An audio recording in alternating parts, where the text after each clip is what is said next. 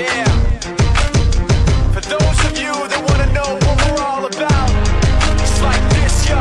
This is 10% luck, 20% skill, 15% concentrated power of will, 5% pleasure, 50% pain, and 100% reason to remember the name.